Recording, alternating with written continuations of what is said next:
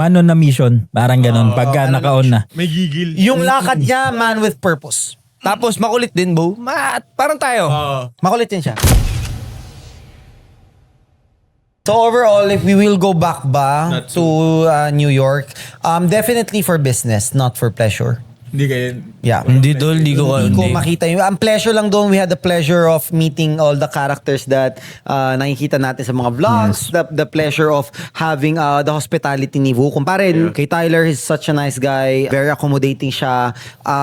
Idol ko siya dati. Mas idol ko pa siya ngayon. Galing siya, Tol. Tangin na. Iba energy niya. Energy niya is like talagang pang. Tapos kaya siya, mga bilis talaga. Welcome to Fast Flip talaga. As in yung lakad niya, mabilis.